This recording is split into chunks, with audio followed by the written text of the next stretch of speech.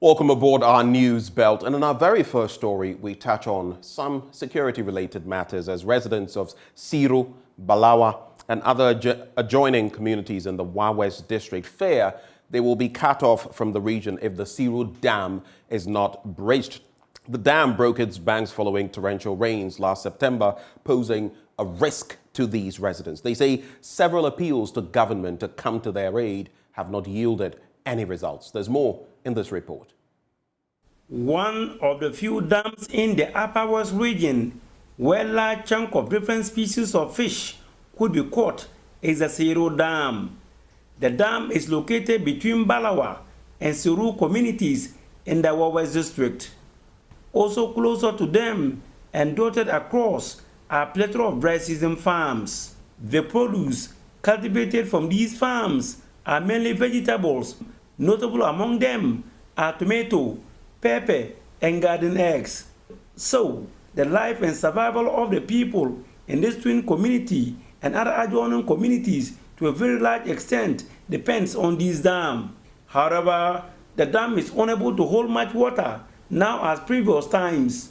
On September 22 last year, the bank and spillway of the dam got broken as a result of torrential rains in the area. The main road to the communities lying in between the dam and the farms became inaccessible, and farmers, commuters, and other road users are bearing the brunt.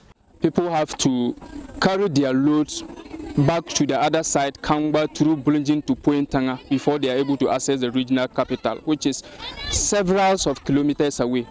Unless if they could cross over to the other side, which is about 15 kilometers away from Wa. So as a result of that, farmers are able to lose income because of that. Animals too that used to come to the dam to drink, as a result of this breakage, the dam has overflown its banks and the water level is so low to the extent that if nothing is done about it, it will have a devastating effect on the people.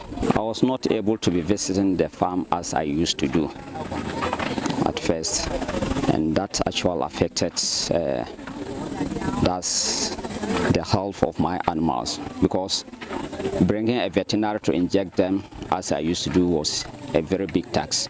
Sometimes if he even sacrificed to come by, he passed through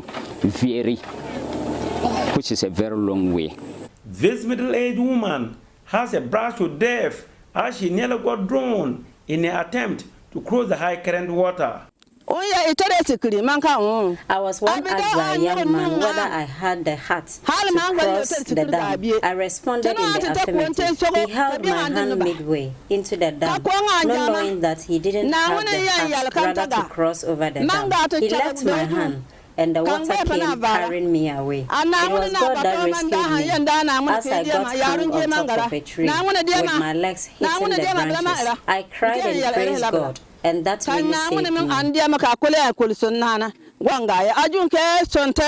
The chiefs and people of the area has made passionate appeals to the duty bearers in the region, and all has since fell on deaf ears.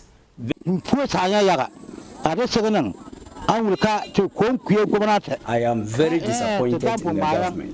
We have been on our knees pleading with them, and they paid no heed to us. We have informed our West DC. Nothing has been heard so far from her. Same as the MP. We also appeal to other individuals. We are yet to hear from them also. We are now using our own resources to fix it.